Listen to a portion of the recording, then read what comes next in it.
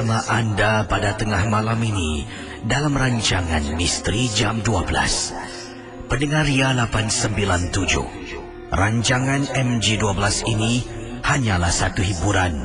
Tidak ada sesiapa yang boleh mengesahkan kebenarannya. Jangan mudah kita percaya, jangan terikut-ikut dengan apa yang diketengahkan setiap malam. Sekiranya kalau anda mempunyai pengalaman yang tak dapat dilupakan, anda boleh hubungi saya di 669-11897. Ingat, Misteri Jam 12 sememangnya hanya satu hiburan sahaja. Kita akan teruskan dengan pemanggil-pemanggil, pengalaman-pengalaman dari email, SMS yang akan saya ketengahkan sebentar nanti. Pendengar Ria 897, sebentar nanti akan saya jawab panggilan yang pertama. Dan sekarang ini akan saya bacakan kiriman SMS yang baru sahaja saya terima. Kiriman ini adalah merupakan pengalaman suami isteri. Katanya daripada Encik Abdul Rashid yang berkongsi pengalaman berlaku dalam rumahnya. Anak mereka 2 orang, kedua-duanya sudah pun berumah tangga. Dan sejak anak mereka kedua-duanya berpindah, rumah itu semakin kosong, semakin sunyi. Dan isteri pada Encik Rashid, iaitu Kak Azizah katanya di sini, keseorangan. Tak kali bila saya, iaitu kata Encik Abdul Rashid, keluar memandu teksi di waktu malam, isteri saya akan duduk di rumah seorang diri, Kisi. Sebab saya memang memandu teksi permanent malam. Jadi inilah peristiwa pengalaman yang saya ingin ketengahkan. Perkara ini dialami oleh isteri saya. Waktu itu, seperti biasa, saya memandu teksi di waktu malam. Jadi kenapa agaknya kali ini berlainan dengan waktu-waktu yang lain?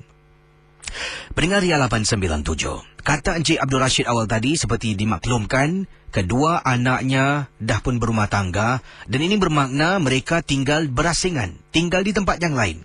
Jadi bila Encik Rashid keluar memandu mungkin sekitar waktu petang sampailah esok pagi, isterinya Kak Azizah ataupun Puan Azizah tinggal seorang diri.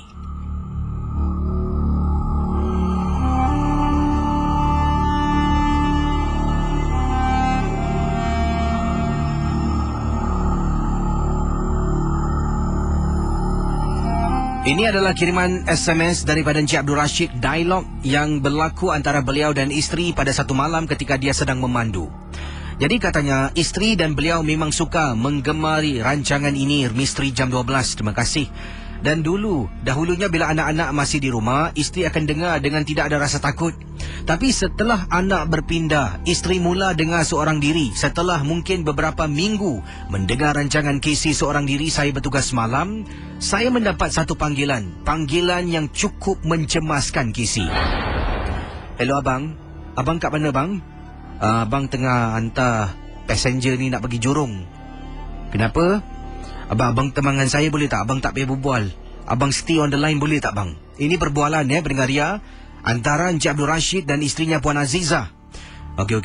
Abang stay Apa-apa. Awak kenapa dengan awak? Tak apa. Nanti penumpang turun, saya bilang abang Jadi Kisi, pendengar Ria 897, isteri Encik Abdul Rashid, iaitu Puan Azizah, tidak ingin menyusahkan suami, tidak ingin membebani suami yang sedang membawa penumpang, memandu penumpang ini pulang ke rumahnya di kawasan Jurong. Rumah Encik Abdul Rashid terletak di salah sebuah kawasan di Sengkang. Dalam perjalanan, setelah lebih kurang 5 minit di telefon, tidak bercakap dengan isteri, hanya earphone ataupun earpiece yang disumbat di telinga kanan sambil memandu, Encik Abdul Rashid katanya, saya terdengar Kisi, isteri saya istighfar di telefon. Astaghfirullahalazim. Kisi, sebagai seorang suami, kalau dengar isteri telefon, kemudian nak beritahu sesuatu tetapi isteri tak boleh beritahu sebab tak nak mengganggu, kemudian dengar waktu tengah-tengah malam dia istighfar, siapa yang tak rasa tak sedap hati? Jadi saya tanya, Hello mama? Hello? Ya bang. Mama kenapa ma? Ma cakap, saya berbisik Kisi. Saya menarik earpiece saya betul-betul dekat dengan mulut, berbisik pada isteri. Mama cakap dengan abang. Kenapa dekat rumah tu mama? Bang saya takut bang. Mama cakap dengan abang kenapa? Tadi bang, saya tengah dengar Misteri Jam 12. Dekat ruang tamu, bang. Ada orang, bang. Orang? Perompak? Bukan, bang, bukan. Tak tahu, bang, perempuan rambut panjang tengah duduk dekat sofa, bang. Okey, sekarang abang nak Mama matikan radio, jangan dengar Misteri Jam 12. Dah, bang, dari tadi dah tutup, bang. Macam mana, bang, Okey, Mama tunggu sekejap. Abang sampai Jorong, dah turun penumpang, abang balik rumah. Mama tunggu, Abang jangan letak telefon, bang, Ya, abang tahu abang kat sini, Abang apa cakap, Okey. Peringkat Ria 897 FM. Sepanjang perjalanan dari PIE masuk Corporation Road nak pergi hantar penumpang ni ke rumahnya di kawasan Jorong, isteri Komat Kamit baca surah Al-Fatihah, berzikir, sampaikan semua surah-surah tu dapat didengar dibaca. Suami pun turut baca dan turut dapat tenangkan isteri. Katanya di sini, kisah setelah turunkan penumpang, saya berdesut pulang ke rumah. Sampai di rumah, isteri saya ketakutan, terus lari keluar dari bilik, peluk saya sekuat-kuatnya. Sambil badannya dapat saya rasakan, badannya lemah dan menggigil ketakutan. Saya membuka lampu ruang tamu, membuka lampu seluruh rumah. Kemudian saya ambil wuduk dan azankan. Barulah isteri saya dapat tenangkan hatinya sedikit. Kemudian malam itu saya batalkan niat untuk mencari rezeki. Sampailah pukul 5 pagi, saya temankan isteri saya sebelum saya hantar teksi saya kepada relief driver saya. Terima kasih dan juga selamat tengah malam, Kisi. Inilah dia pengalaman yang pertama, kiriman yang saya terima daripada Encik Abdul Rashid dan isterinya Puan Aziza.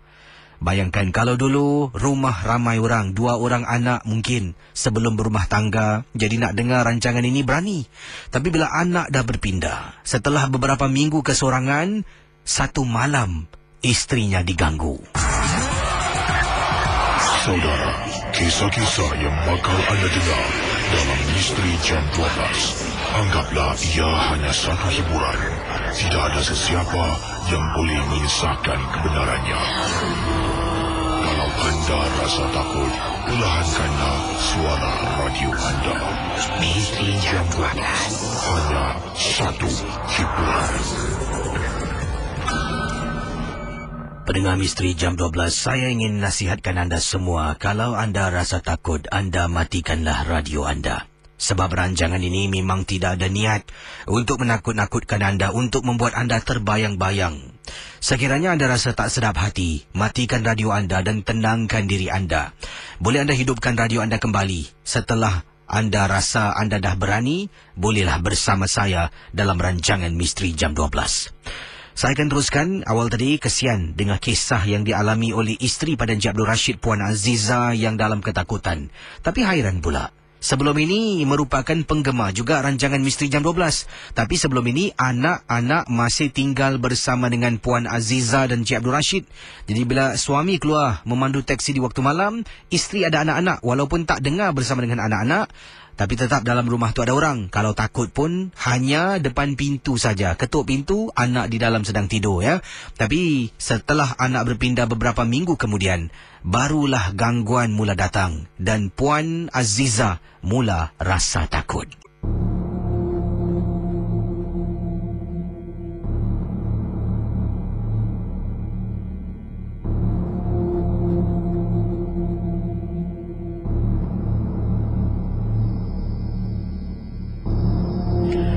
Teman Ria 897 boleh hubungi saya sekarang 669-11897. Hello, selamat tengah malam. Hello, selamat tengah malam. Siapa bercakap ni? Saya Muhammad Azman. Muhammad Azman, buat panggilan dari mana ni? Hello?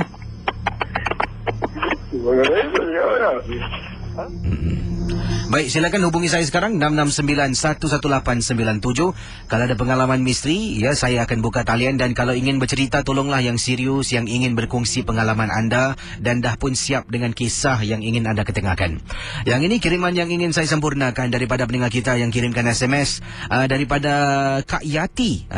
Kata Kak Yati, pengalaman beliau bila memandu kereta suami. Sebenarnya tadi saya dah bacalah, telah dah pun pun menderas kiriman yang dikirimkan pada saya. Jadi kiriman SMS ni agak panjang. Saya tak pasti kenapa boleh panjang macam ni Tapi saya dah faham sedikit. Kak Yati ni ada lesen memandu, tapi beliau jarang memandu sebab takut. Dan suaminya ada kenderaan. Bila suami kadang-kadang suruh pandu pun dia kata tak nak lah sebab tak berani, takut walaupun dah lulus ujian memandu. Jadi pengalaman peristiwa ini apabila pada satu malam beliau ni keluar pergi beli makan dengan menggunakan kenderaan kereta suami. Katanya Kak Yati, saya sebenarnya Kisi pujuk suami beberapa kali ajak pergi makan. Tapi memang benar Kisi, suami kakak awal petang tadi pada hari yang dimaksudkan telah pun menolong kawan-kawannya pindah rumah. Jadi bila dia dah penat tu, malam tu kakak ajak keluar dah tak boleh lah. Jadi kakak faham, kakak pula dah tak tahan Kisi, lapar sangat perut ni. Dapur pula kosong, barang-barang dapur belum lagi dibeli. Jadi anak-anak pun nak makan. Jadi kakak pun kata pada suami minta kunci kereta, dan kakak kata tak apa, biar kakak pergi beli makan. Dan suami mula-mula tengok kakak, awak biar betul nak pandu sebab kakak ni jarang Kisi nak memandu. Kakak beri alasan, dah waktu malam pun, dah pukul 1 pagi, tak banyak kenderaan, saya bolehlah pandu, saya dah lapar ni bang. Jadi anak-anak nak ikut, kakak tak berani nak ajak mereka sebab Kisi takut apa-apa yang berlaku. Maklumlah Kisi, kakak ni pun bukanlah berani sangat.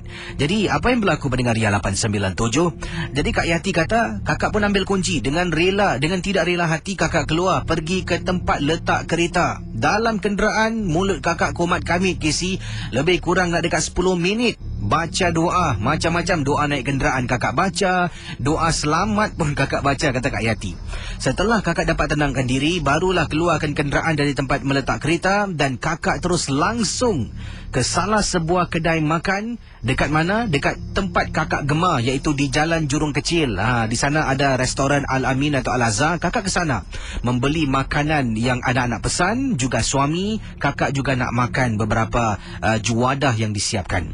Jadi sedang pesan tu, suami telefon. Suami tanya, awak kat mana? Oh, saya dah sampai bang. Alhamdulillah. Balik hati-hati Yelah bang, yelah. Jadi pendengar Ria 897 FM. Bila nak balik tu, setelah saya angkat barang-barang makan masuk ke dalam kenderaan, saya pun keluar daripada kawasan itu, dan kemudian niat di hati Kisi nak gunakan lebuh raya, tapi saya menggunakan jalan Bukit Timah. Apa yang berlaku pendengar Ria 897, menghala ke Masling, rumah yang didiami oleh Kak Yati dan suami dan anak-anak lah, rumah beliau lah. Jadi dalam perjalanan, tak apalah gunakan jalan ni, sebab kalau naik kereta pun suami sering gunakan jalan yang sama. Kakak ni Kisi tak faham sangat. Satu kawasan ni kakak pergi belok, kemudian tersalah jalan. Bila salah jalan, pusing, kata Kak Yati, tempat seolah-olah macam tempat yang sama Kisi. Jadi kakak ni takut.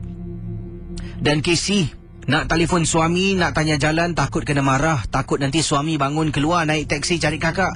Jadi kakak tak nak susahkan dia.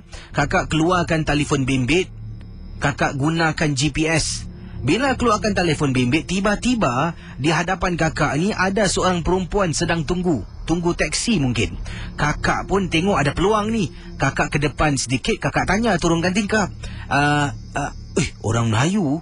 Kakak tanya, minta maaf saudari nak ke mana Dia tunjuk, oh saya nak ke Masling.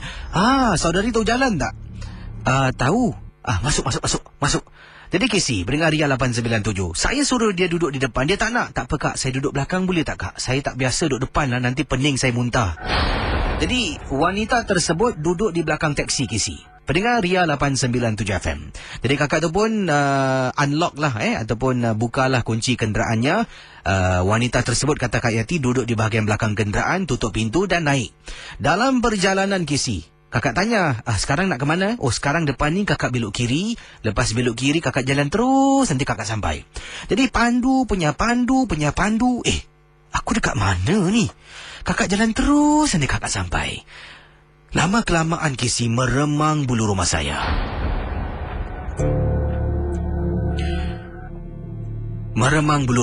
Kisi. Saudari, minta maaf Ni dekat mana sekarang ni? Bila kakak pandang Kisi nak tahu kakak berada di mana? Kranji Way, kiri kanan semua ladang-ladang, tempat simpan, tempat pelihara ternakan kambing dan sebagainya Kisi. Tempat tu adalah sunyi, sepi, kakak seorang dengan budak di belakang ni. Kemudian adik kata nak pergi Masling. Kakak, kat depan tu kakak bentikan saya. Depan mana, adik? Tu depan sana rumah saya. Hanya Tuhan yang tahu perasaan saya. Saya berhenti, tengok kiri, tengok kanan, semak samun. Adik betul nak turun sini? Ya kak, saya tinggal sini. Saya tak berani toleh belakang. Saya dengar orang buka pintu, tutup pintu. Terus saya pandu pergi. Jalan terus dan terus dan terus sampai dekat Keranji Dam. KC berapa jauh lah saya dah jalan. Pendengar Misteri Jam 12. Kata Kak Yati, sampai sana kakak dah tak tahu nak buat apa. Barulah kakak telefon suami KC. Akhirnya suami datang naik teksi. Lama duduk dalam kenderaan. Kakak beritahu kakak di mana. Suami penat-penat datang naik teksi. Sampai suami marah kakak berbakul-bakul. Kemudian suami pandu kenderaan pulang ke rumah. Itulah pengalaman KC selepas itu. Memang serik sangat. Macam manalah tak serik nak memandu lagi. Terima kasih dan juga selamat tengah malam KC. Okey, macam-macam lah kisah pada malam ini dan ingatlah setiap kisah hanya satu hiburan. Jangan mudah kita terikut-ikut dan mudah percaya. Yang ini kiriman email yang ingin saya sempurnakan yang ringkas sebelum saya jawab panggilan anda. Dari mana ni? Encik Abdul Matin kata, KC selamat tengah malam. Selamat tengah malam. Malam semalam setelah mendengar rancangan Misteri Jam 12, KC pun dah tutup tirai. Tiba-tiba anak saya yang berusia 7 tahun ketuk pintu bilik. Saya sampai terkejut. Memanglah tak expect. Isteri saya dah tidur dah. Saya dengar MG12 gunakan earphone. Isteri saya memang penakut dan tak nak dengar rancangan KC. Walaupun waktu petang saya pernah buka YouTube suruh dia dengar, dia kata dia kata orang gila je dengar cerita hantu ni. Dah lah takut menyeramkan. Buat apa nak takut-takutkan diri sampai hati Tapi kata Encik Abdul Matin, tapi saya tetap dengar KC. Rancangan ni lah yang menemani saya setiap malam. Jadi bila semalam kembali pada kisah Encik Abdul Matin, terdengar anak saya ketuk pintu, saya terperanjat. Yalah, tersentak dibuatnya. Jadi saya pun turun dari katil, buka pintu, nampak anak saya 7 tahun ketuk pintu, katanya, Baba, can I sleep with you? Jadi saya tanya kenapa. Dia kata, my room there's a lady. Rumah saya tak ada pembantu KC. Saya, isteri dan 2 orang anak saya. Satu abangnya 9 tahun, satu adiknya 7 tahun. Jadi adiknya bangun. Saya pergi bilik anak saya ya satu lagi yang 9 tahun abangnya tidur nyenyak KC. Dua-dua ada single bed lah.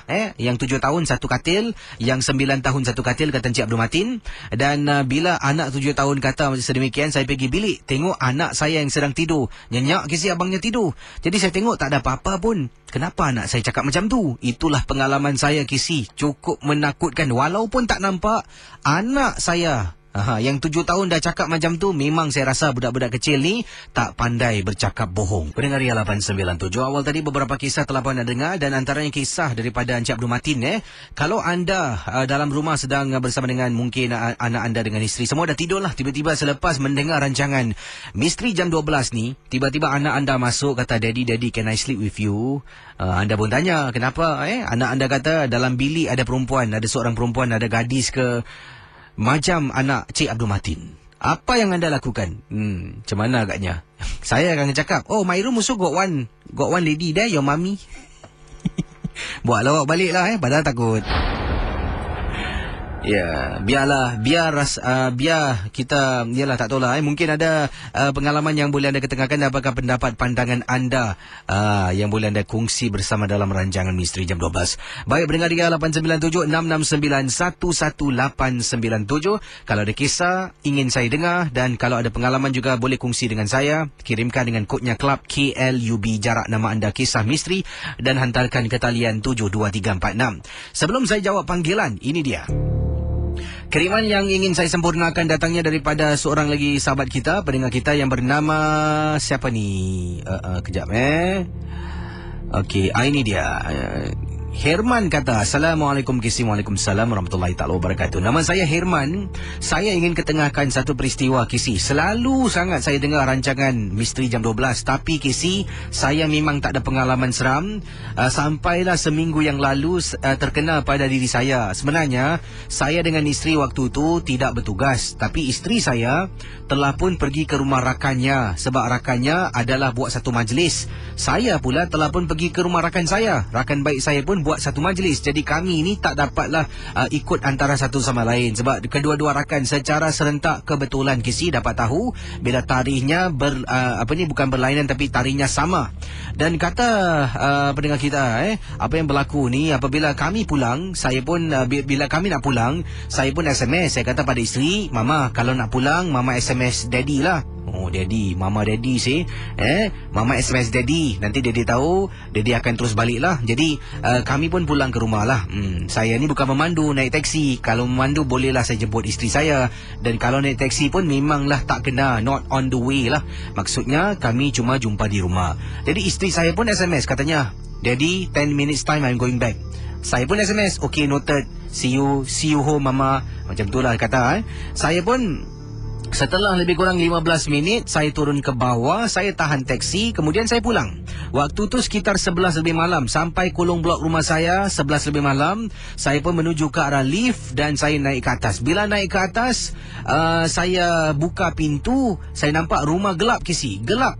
Dan saya tengok, oh isteri saya belum balik lah ni. Jadi saya pun bukalah lampu ruang tamu, saya masuk ke dapur, saya cuci kaki saya, kemudian saya angkatlah, tadi ada lauk pauk yang dibungkuskan oleh teman-teman saya masukkan dalam periuk dan beberapa bekas lah. Sedang saya masukkan lauk-lauk tu, saya nampak isteri saya balik.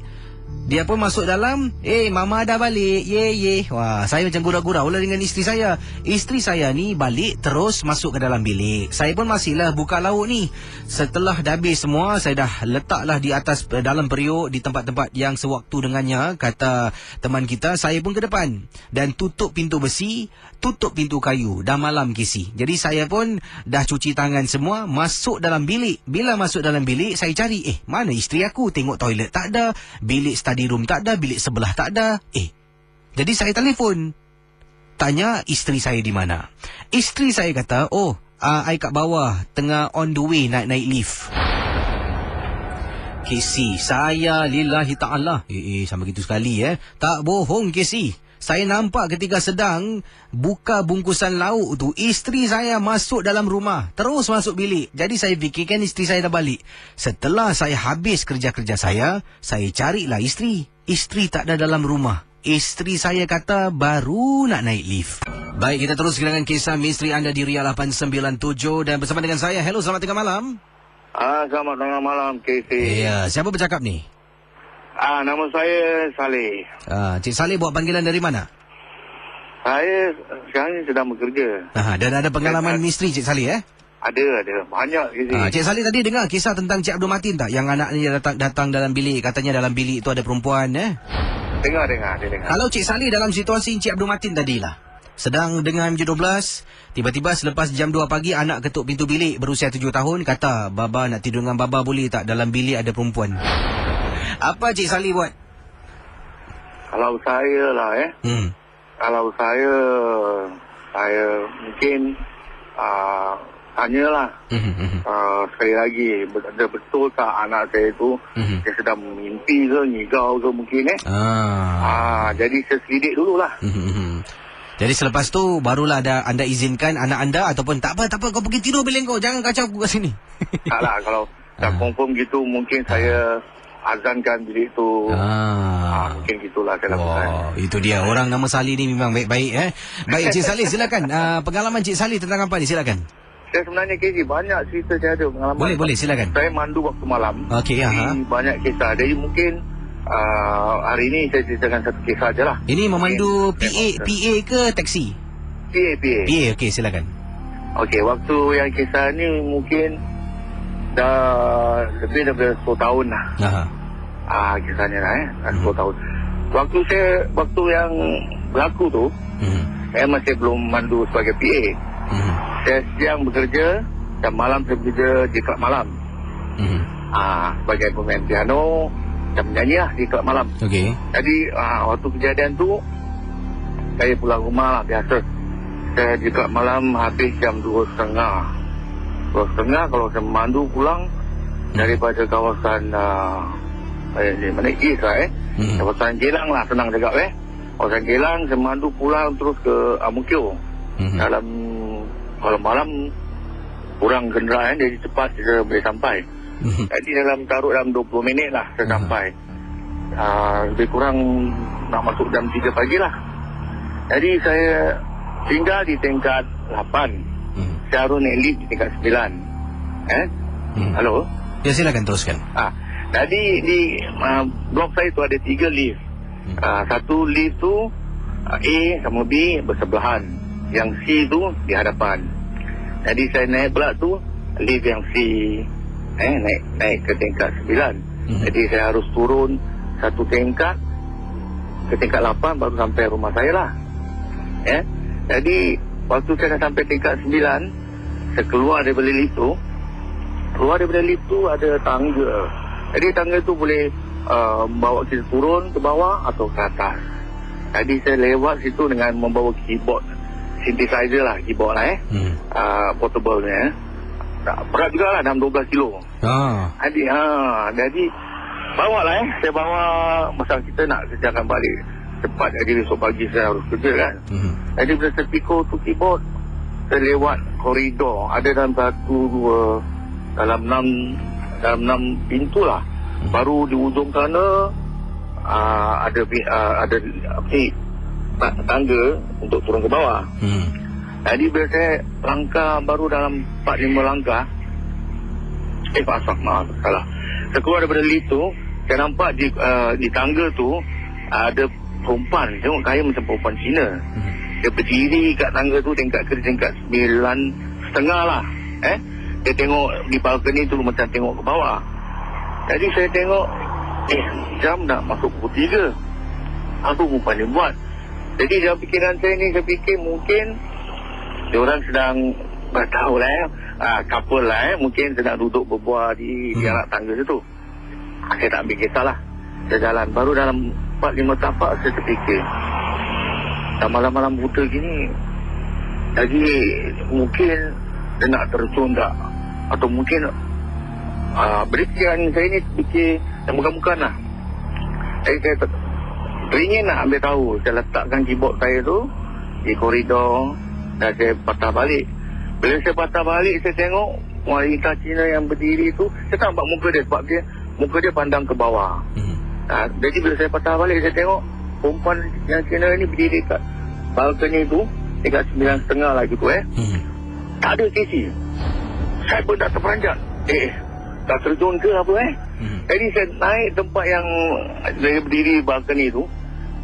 Langsung saya terus tengok ke bawah. Bila saya tengok ke bawah, tak ada. Selamat. Hati saya ni kata orang, selamat lah. Mungkin perempuan ni dia naik lift kot, turun bawah ke naik atas.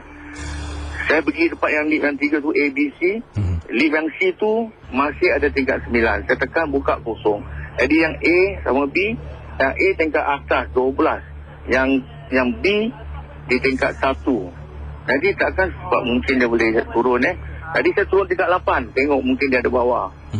Pun tak ada kesi.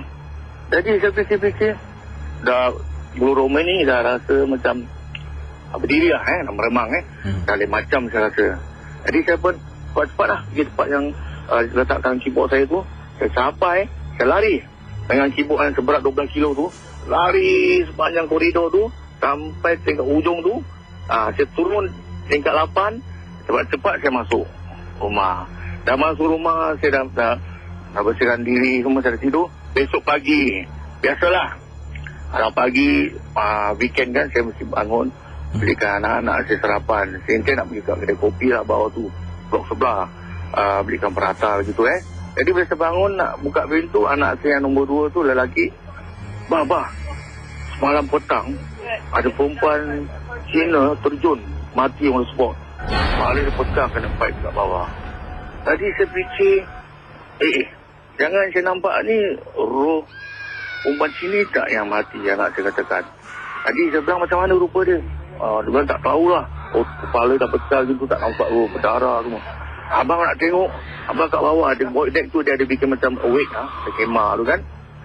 Nanti ada gambar, dia tolak gambar kan. Saya turun. Saya turun, saya tengok gambarnya. Saya yang waktu malam tu saya nampak dia punya figure dari belakang je. Rambut dia sama pakaian dia lah.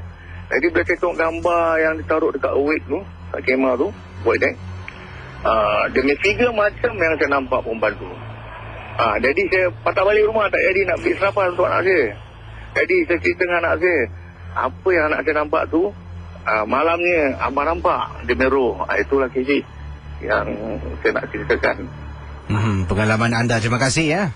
Ya, sama-sama. Kembali, silakan 669-11897 kalau ada pengalaman misteri dalam rancangan Misteri Jam 12. Di sini ada kiriman yang saya terima ni. Yang ini ada kiriman message daripada seorang pendengar dan katanya jangan sebut nombor di udara. Nombor yang terakhir pun kisi tolonglah jangan sebut. Dan nama saya Mariam, bukan nama sebenar. Tempoh hari teman saya ada beri saya sesuatu kisi. Ia merupakan sejenis bedak dan katanya bedak ini adalah bedak istimewa yang beliau telah pun dapatkan. Saya pernah tanya beberapa kali. Dia cuma mengatakan bedak tradisional dan anggaplah ini hadiah aku untuk engkau. Katanya engkau pakai bedak ni, insya-Allah lelaki-lelaki tengok engkau terpegun. Sebab teman saya ni satu kata Mariam, temannya dia tak beritahu siapa nama temannya, dah banyak kali cuba matchmakekan saya dan cuba dapatkan jodoh. Tapi lelaki-lelaki yang saya diperkenalkan semua tak saya suka. Sebab apa? Tidak ada pendirian dan kisi memang not my taste. Dan sampailah ke tahap ini, teman saya telah pun memberikan saya sejenis bedak. Dia katakan bedak tradisional. Bila saya pergi ke toko-toko, kedai di kawasan Jucat Kompleks, saya ke sana, saya pergi ke Kampung Melayu, tunjuk bekas bedak yang diberikan oleh teman, mereka semua tak jual. Jadi kalau mereka tak jual, bedak tradisional mana yang teman saya dapat? Boleh tak tanya pendengar, kalau saya pakai bedak ni, adakah ia sama seperti memakai susuk? Terima kasih Casey daripada pendengar Ria 897 FM. Jadi bagaimana agaknya? Apakah pendapat kata anda tentang bedak yang diberikan oleh teman kita ni? Anda jawablah sendiri sebab ada juga pernah saya dengar di Thailand, kalau tak silap saya, ada beberapa orang-orang tertentulah yang mereka katakan sebagai tukang ubat tradisional telah pun membuat sejenis susuk, iaitu dalam bentuk bedak powder dan bedak ini sebenarnya telah pun dibuat daripada tulang manusia. Tulang manusia tu dia akan terus mungkin dia akan mungkin kisar sampai menjadi halus dan menjadi bedak. Kemudian adalah mentera-mentera yang dibaca. Jadi ada juga beberapa artis-artis yang dikatakan, tak tahu sejauh mana kebenaran, menggunakan bedak tulang sebagai susuk. Jadi bagaimana? Adakah itu bedak yang sama ataupun tidak?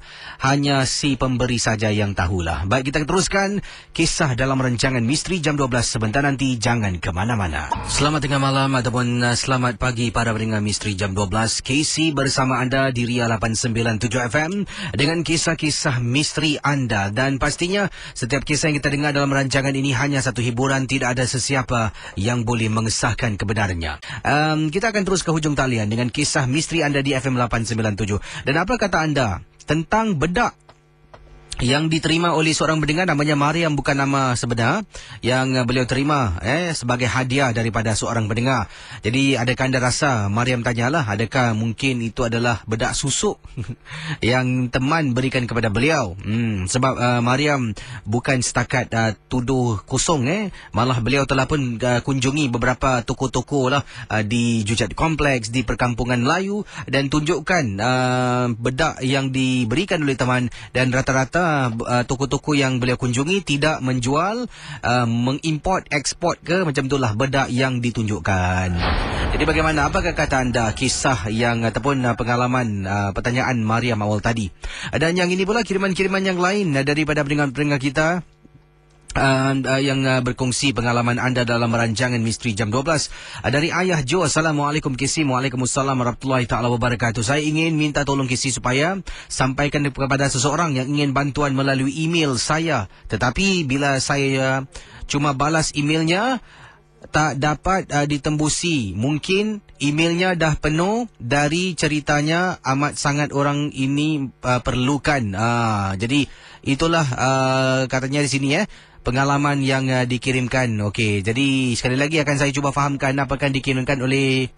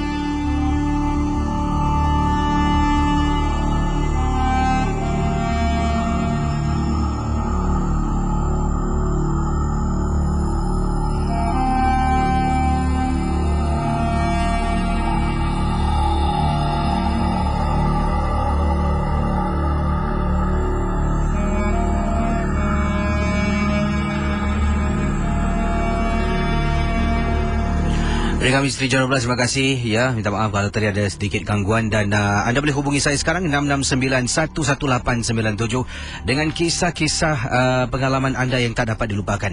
Yang ini datangnya daripada peringkat kita yang bernama awal tadi. Sekali lagi, kiriman daripada Ayah Jo yang mungkin saya tak dapat jelaskan dengan lebih lanjut.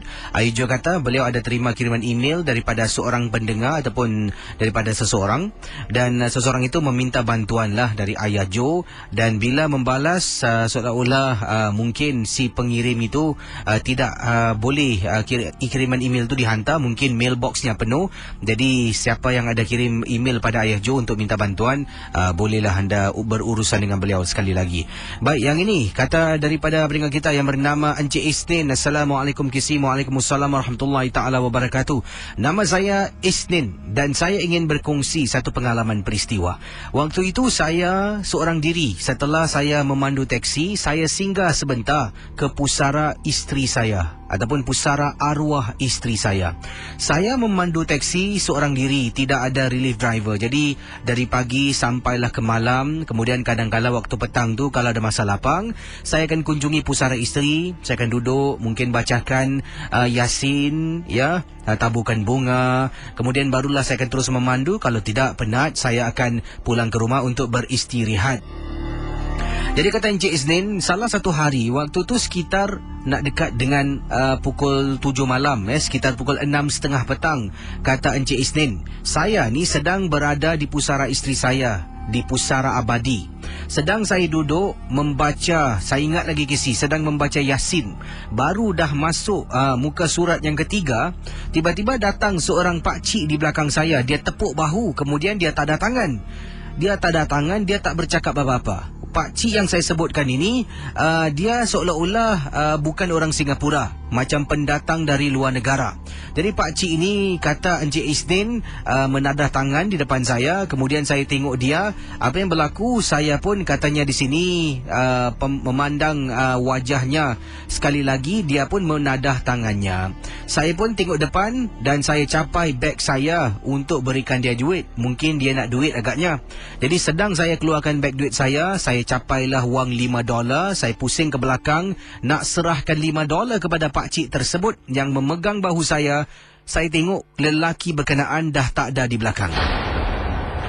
Mata saya tengok kiri kanan, depan belakang, berkeliaran kisi mata cari pakcik tersebut.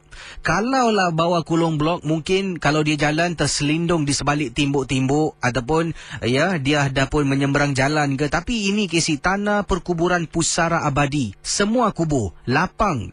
Kalau lari selaju mana pun saya boleh lihat. Selepas kejadian tersebut, saya tak teruskan membaca surah Yasin sebab saya cuba baca, tapi kata Encik Isnin macam terganggu lah, seolah-olah macam ada orang memerhatikan saya. Jadi saya hentikan setakat di sini saja. Jadi saya simpan surah Yasin, saya pun angkat beg saya dan lalu menuju ke arah teksi saya dan pulang ke rumah. Terima kasih dan selamat tengah malam dari Encik Isnin yang kirimkan. Jadi saya ingin minta kerjasama anda kalau ingin kirim SMS, jangan shorthand terlalu banyak lah. Kadang-kadang susah untuk saya faham. Tapi tak apa, terima kasih Cik Isnin yang sudah berkongsi pengalaman. Jadi siapakah anda rasa lelaki yang mengganggu Cik Isnin? Saya katakan mengganggu sebab Cik Isnin dalam kisahnya setengah jalan lah beliau diganggu dan terus berhenti daripada membaca Yasin untuk arwah isterinya. Macam itulah. Adakah lelaki itu, orang selalu kata kalau kita tanya pakcik-pakcik, makcik-makcik, mereka yang berpengalaman ni, mereka akan kata oh itu malaikat, ataupun oh itu orang yang dah meninggal dunia tapi mungkin anak isterinya tak datang kunjungi untuk bacakan sesuatu, oh itu ini. Jadi macam-macam andaian. Jadi apakah mungkin pendapat pandangan anda? Pengalaman Cik Isnin cukup menarik. Sekali lagi, beliau berada di pusara sekitar 6.30 petang, sedang duduk di hadapan pusara isterinya membaca Yasin.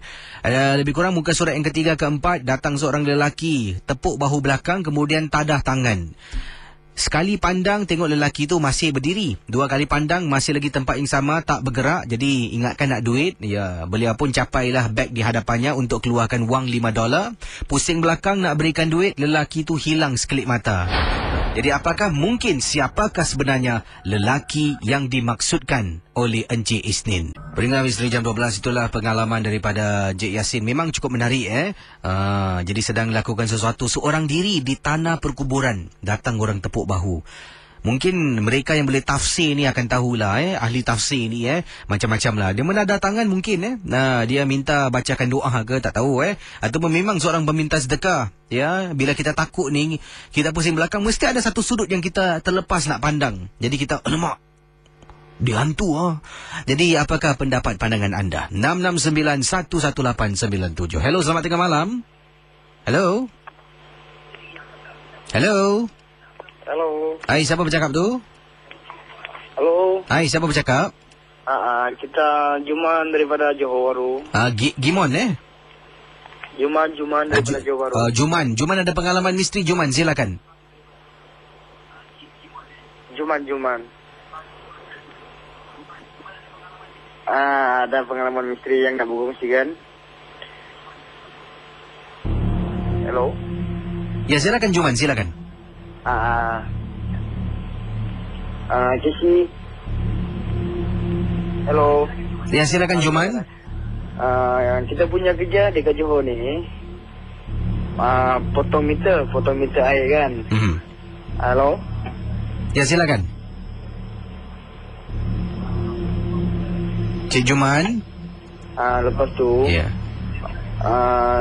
Tempat yang saya potong ni, yang orang tak bayar air kita datang potong kan.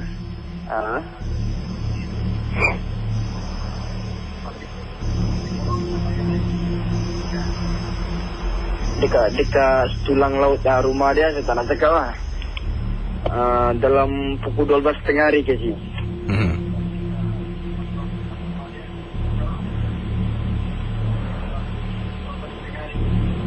Lepas tu saya cakap dengan saya Assalamualaikum. Lepas tu dia menjauh ke sini. Waalaikumsalam.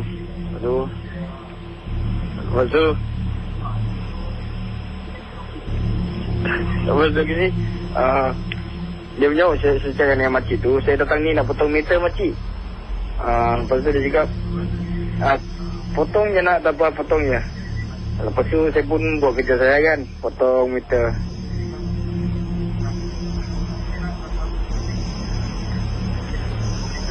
Okey, mohon maaf saya terpaksa hentikan panggilan tersebut Jadi sekali lagi, itu pengajaran yang kita boleh ambil iktibar daripada kesilapan orang lain. Kalau ingin hubungi saya, matikan radio di belakang. Matikan radio di belakang dan jangan nak dengar suara sendirilah. Nanti kalau tidak macam tadi awak tunggu sampai keluar baru awak bercerita. Jadi cerita anda tidak akan kesampaian. Mohon maaf zahir dan batin. 669-11897. Hello, selamat tengah malam. Siapa ni? Hello. Hai, siapa bercakap ni? Hello? Ya, siapa ni? Hello? Jadi nampak macam mana saya tak nak jawab panggilan. Banyak kes-kes macam ni lah Bila saya tak jawab panggilan, orang jumpa saya, Kisi tak adil lah Kisi. Kenapa Kisi tak jawab panggilan ni? Kita yang tak boleh SMS, tak ada email, macam mana ni? Bila saya dah berlaku adil, dapat pula rakan-rakan yang mungkin belum lagi faham format Misteri Jam 12 Tapi tak apa, kita belajar lah Tak tahulah berapa lama, mungkin 8 tahun belajar, boleh faham lah insyaAllah Saya 8 tahun saya dah tak tugas lagi kat sini. Mungkin Zai Ismail akan ambil alih tugas Misteri Jam 12. Baik, kita kembali kepada rancangan MJ12 dan pengalaman-pengalaman yang cukup menarik malam ini Ada yang tadi saya sentuh sedikit lah tentang pendapat pandangan anda, kisah yang dialami oleh Cik Istin. Saya rasa harus kita beri perhatian sebab mungkin seseorang itu sedang baca Yasin untuk isteri ataupun sedang duduklah tenangkan diri sebab kita digalakkan untuk kunjungi tanah perkuburan. Sebab ia seolah-olah mengingatkan kita yang satu hari kita akan mati, betul? Kita digalakkan untuk menziarahi orang yang sakit sebab kita juga akan diingatkan bila tengok orang sakit, kita juga akan satu hari jatuh sakit. Kita digalakkan untuk melakukan banyak perkara lah, menziarahi, melawat ni penting. Jadi bila Pakcik Istin kunjungi pusara isterinya, jadi sebagai tanda untuk mengingatkan dirinya satu hari juga akan disemadikan. Sedang baca Yasin setengah jalan, seorang pakcik datang dan dia terbantut. Terus tak baca, sebab apa? Emosinya terganggu lah. Baca sikit, tengok kiri kanan, tinggi kanan. Dan mungkin apakah pendapat pandangan anda? Dari Eddie Safri di Facebook saya mengatakan, bro, kalau menurut saya itu bukan malaikat. Kalau malaikat tak mungkin nak ganggu orang baca Yasin. Saya rasa itu syaitan yang sengaja nak ganggu dia sedang baca Yasin. Yang ini daripada Nora, katanya, Kesi, saya rasa kalau rasa was-was jangan gunakan bedak itu. Apapun kita minta pada Allah SWT untuk berikan petunjuk. Ini tentang Cik Mariam tadilah ataupun Mariam yang bertanya tentang bedak yang diberikan oleh teman. Dari pendengar-pendengar yang lain, pendapat pandangan anda bagaimana agaknya? Silakan 6691897. Yang ini daripada seorang pendengar yang bernama Sulastri, katanya, KC, Assalamualaikum. Waalaikumsalam warahmatullahi. Saya ni pendengar peminat setia Misteri Jam 12. Saya hamil anak yang pertama sekarang ini. Memang Gisi, kalau dengar cerita orang kata anak yang pertama memang banyak yang tunggu. Yang tunggu tu siapa? Dia letak tanda tanya. Yang tunggu tu, kata Sulastri, adalah mungkin makhluk-makhluk halus, tukang-tukang lah yang sewaktu dengannya. Saya tak nak sebutkan. Pada satu hari ini saya masih bertugas lagi, sebab masih boleh keluar rumah cari rezeki. Suami saya pun bertugas. Jadi saya kalau bertugas balik rumah selalu sampai kawasan perumahan saya sekitar 7 lebih malam. Jadi pada satu hari sedang saya menaiki lift. Pintu lift nak dekat tutup, saya nampak ada seorang makcik sedang berjalan menuju ke arah pintu lift lah, ataupun lift yang saya ada. Saya pun tekan butang untuk buka pintu tersebut.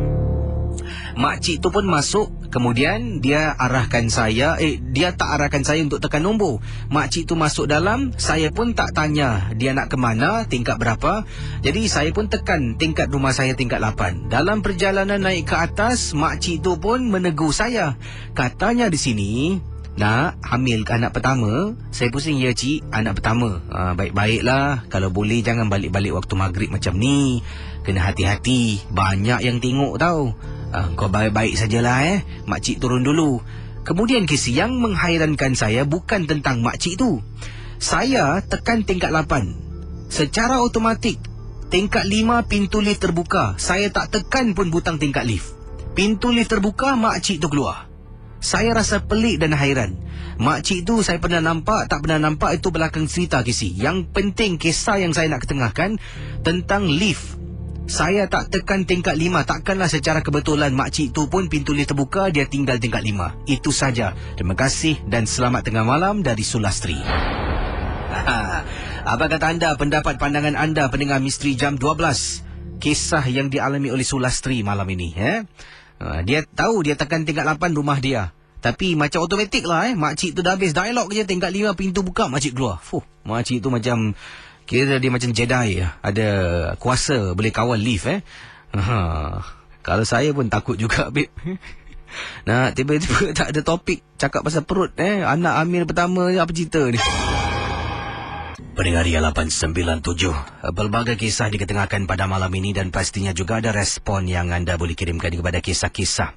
Kisah saya rasa pakcik tua yang ada di tanah perkuburan itu adalah roh seorang ahli kubur yang sedang kesunyian kerana kuburnya mungkin tak diziarah oleh ahli keluarga dari Yan Yusof. Tu mungkin hai Kisah, siapa pun dia itu tak penting. Kalau nak kata manusia, macam mana dia boleh hilang dalam sekelip mata? Kalau nak kata malaikat, mungkin juga, mungkin tidak. Yang pasti Allah Maha mengetahui daripada Stone Cold. Tapi yang saya ingin tahulah, apakah alamat di sebalik gangguan tersebut? Sedang baca ni datang orang tu, nak tahu jugalah siapa dia, memang betul tak penting, tapi mesti ada sesuatu. Mungkin ada orang-orang yang pandai lah tentang tafsir-tafsir ni. Yang ni makhluk yang tepuk bahu abang yang baca Yasin, tu mungkin kerana abang tu terpijak kubur dia di sebelah kubur arwah isteri agaknya, Kisi. Wah, jadi orang yang dah disemadikan tu, bila kita pijak kubur, adakah dia boleh merasakan, dia bangun, oi saudara, awak pijak kubur saya lah. Macam gitu ke?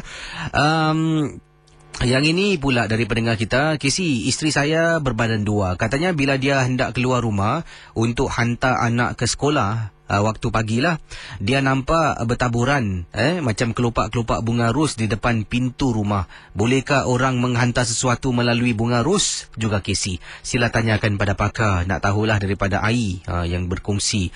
Terima kasih Ai kerana bertanya. Yang ini daripada pendengar-pendengar kita, yang ini dari Obot Mardi. Obot Mardi kata, Assalamualaikum Kisi. Waalaikumsalam. Saya nak sentuh lah pendapat saya tentang Mariam yang tadi tanya tentang bedak. Kalau kita was-was, jangan gunakanlah, buang sudah. Kalau tak nak kawan tu tersinggung, cakap kita simpan di rumah, tak bawa bersama.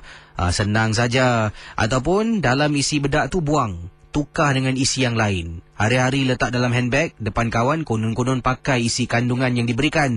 Padahal luaran sama, dalam lain. Sebab ada kalanya memang benar. Ada bedak-bedak yang dijampi dibaca. Bila dikenakan, Casey, lelaki mana pun, sekuat mana pun orang tu, kalau tengok mesti terpegun. Tapi Casey ingat, katanya obat Mardi di sini ada side effect. Lama-kelamaan kita suka Casey. Pada mulanya tak nak. Macam dadah, mula-mula tak nak. Bila dah terkena naik syok, berkali-kali kau ambil, kita jadi hamba abdi kepada dadah.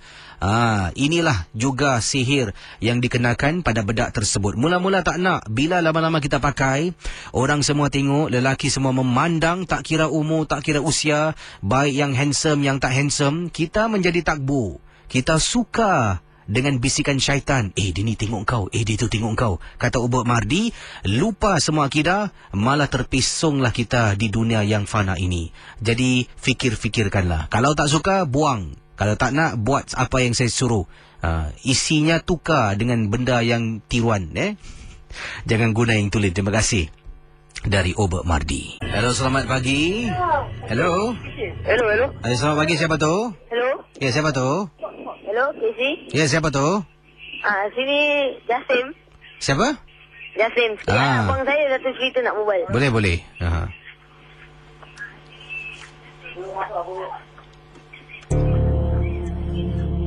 Halo. Ya, silakan. Siapa bercakap ni? Ali. Ali, Ya. Ali ada pengalaman tentang apa, Ali? Tentang apa ni, terhantu. Silakan. Saya satu hari saya pergi balik kerja.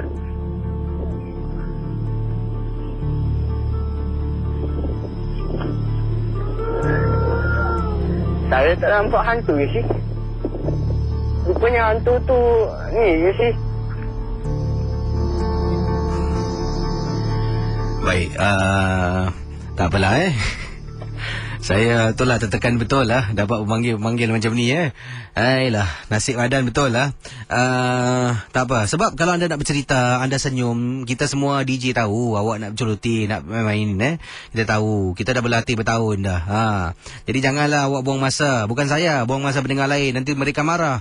Kalau saya marah tak kisah, yang lain marah ni, beribu sedang mendengar ni, tiba-tiba sama-sama marah, dah awak kena pikul marah kemarahan orang-orang lain. Jadi ingat, Airan betul lah. Malam ni itulah saya akan cuba. Kalau tak ada juga, saya akan terus baca kiriman email dan SMS. Siapa setuju saya baca email SMS sampai pukul 2 pagi? Kalau setuju, saya takkan jawab panggilan. Kita akan kembali selepas pesanan-pesanan berikut ini dan juga lagu yang akan saya putarkan sebentar nanti. Siapa setuju, saya baca email dan SMS. Jangan layan pendengar-pendengar yang telefon. Macam mana? Selamat tengah malam para pendengar Misteri Jam 12. Saya Casey bersama anda dalam rancangan ini dan akan kita teruskan dengan beberapa kisah kiriman email dan SMS. Terima kasih di atas maklum balas yang anda berikan di Facebook Ria, Facebook saya, juga melalui kiriman SMS, dan ramai rata-rata menyuruh saya baca email, baca SMS dan jangan jawab panggilan-panggilan pada mungkin 10 minit, 5 minit, 10 minit dari sekarang. Saya akan teruskan dengan tidak membuang masa dengan membaca kisah selanjutnya dalam rancangan Misteri Jam 12. Berdengar Misteri Jam 12, setiap kisah hanya satu hiburan dan inilah kisah yang selanjutnya.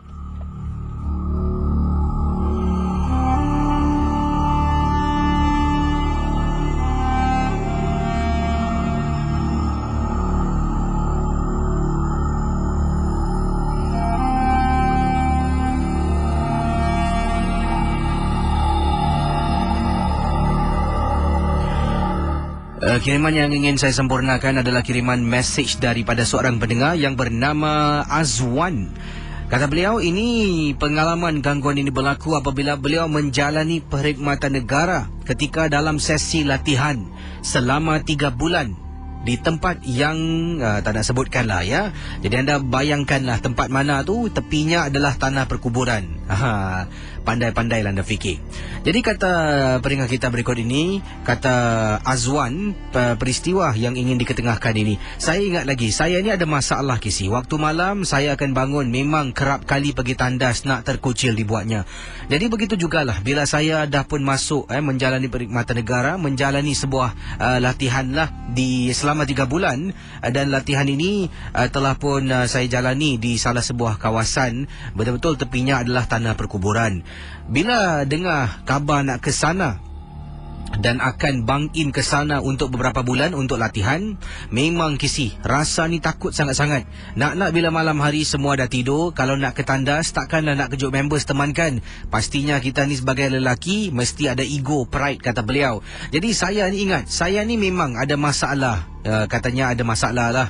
Kalau waktu malam tu akan sering saya terbangun dan nak ke tandas untuk buang air kecil. Jadi saya pun keluar dari bang. Saya menuju ke arah tandas. Tandas daripada dormitory ataupun bang saya ni tidak begitu jauh.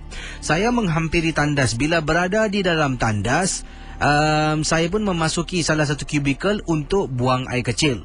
Saya terdengar di tandas sebelah macam ada orang berada di dalamnya, kata Azwan. Jadi pendengar Ria 897 FM, saya pun dah tahulah dalam tandas tu ada seorang lagi, mungkin NSF yang sedang berada dalam tandas. Saya pun keluar, bilas tangan saya. Kemudian saya katanya cuci muka lah, ambil air itu, cuci muka saya untuk beberapa kali. Entah macam mana, bila saya nak keluar, saya terpandang pintu tandas sebelah. Kalau orang ada di dalam, pastinya akan ditutup pintu tersebut.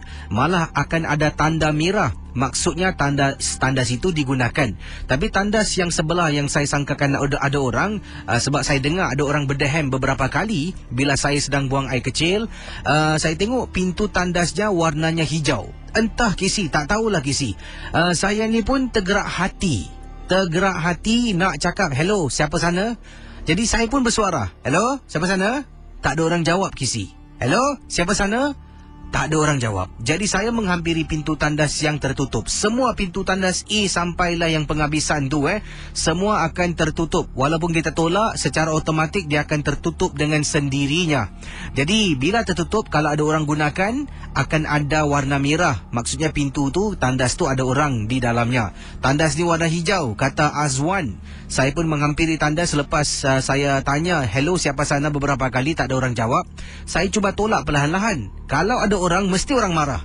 Saya tolak sedikit, tak ada orang balas, tak ada orang cakap apa-apa. Tolak lagi, tak ada apa-apa. Tolak lagi, tak ada apa-apa. Sampailah pintu tandas tolak habis. Ternyata kata Azwan, dalam tandas tersebut tidak ada sesiapa pun yang menggunakan tandas itu. Kata beliau dan saya dengan segera Kisi terus keluar daripada tandas. Dan saya pun katanya sampai saja ke bank, saya pun seolah-olah macam marah dengan diri saya lah. Itulah, nak kipu sangat, akhirnya terkena. Tapi memang benar, bila saya buang air kecil, saya dengar beberapa kali ada orang berdehem di tandas sebelah. Kali awak hello kat tandas buat apa? Hello, siapa sana? Dah habis projek keluar lah. Balik bang, tidur sudah. Inilah, jadi lelaki jangan kipu. Kan dah kena, boleh sempat lagi nak tahu siapa dalam tandas. Kadang-kadang macam tu. Entah macam mana, tiba-tiba waktu tu kita nak tahulah. Ataupun waktu tu kita selalu Kisi, saya balik mesti jalan gunakan lorong L. Tapi malam tu Kisi, entah macam mana saya boleh gunakan lorong K Kisi. Jadi kadang-kadang macam itulah. Barulah bila perkara yang tak disangka diduga tu berlaku, kita pun tak tahulah, tak ada jawapan. Tiba-tiba tergerak hati nak menggunakan, ataupun tergerak hati macam tadilah Azwan kata, berhenti dan cuba cakap hello lah. Kawan tak respon, satu hal. Dia mati-mati nak tahu ada orang, tak ada orang. Kan dah tahu tak ada orang, sendiri yang takut. Okey, saya akan teruskan dengan kisah selanjutnya, kiriman SMS. Wah, memang banyak saya terima pada tengah malam ini. Terima kasih bagi anda yang suka berkongsi pengalaman dan berkongsi peristiwa yang tak dapat dilupakan.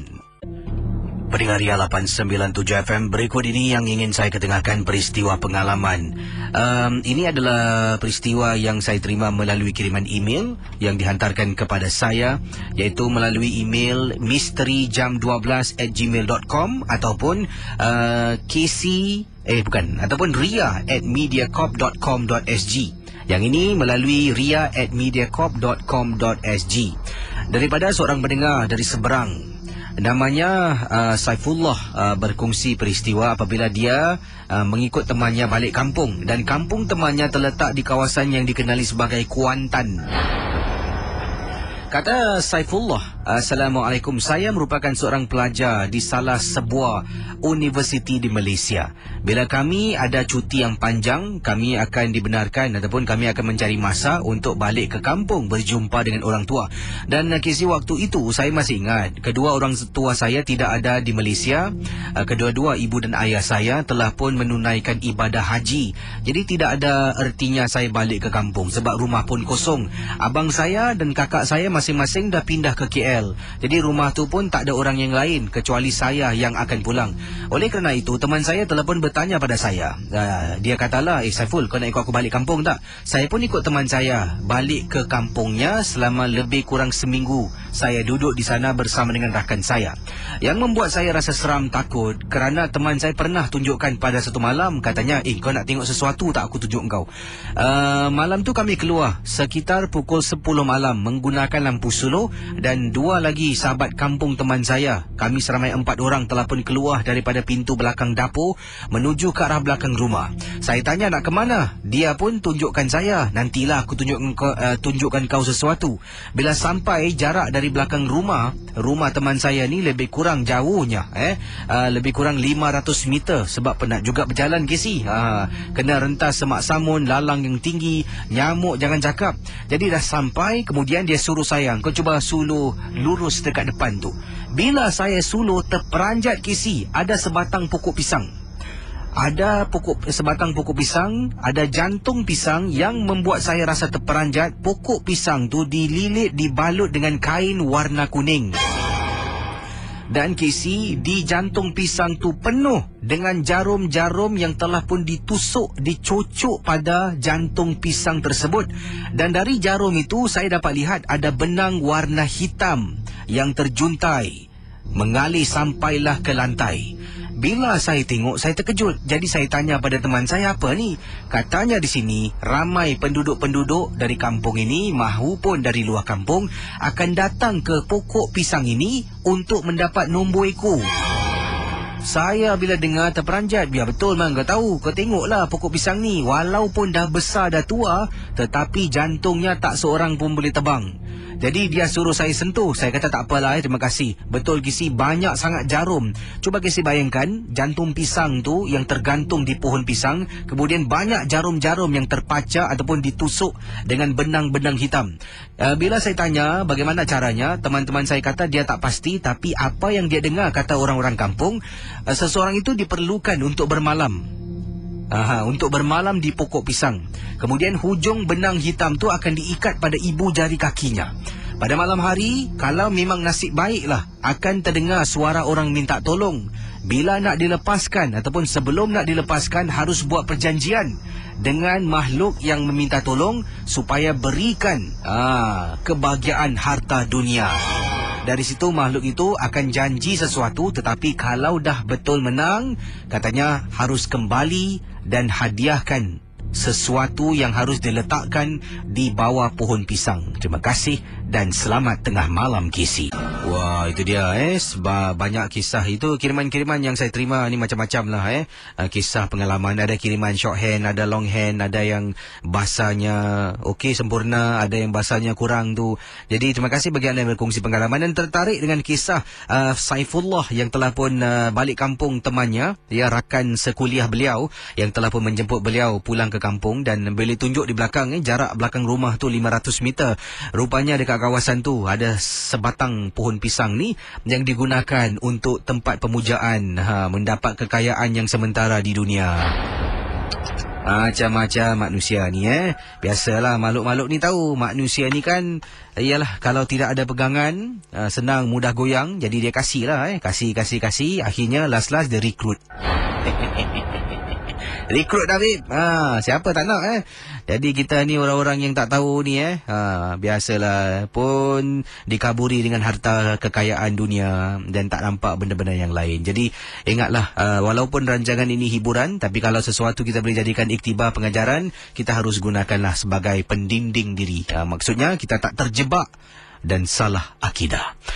Nampaknya gaya ada orang dah pun signal pada saya 27 minit pagi, selamat pagi semua. Terus bersama Ria Insomnia. Wah, lagu-lagu rock hits yang akan menemani anda.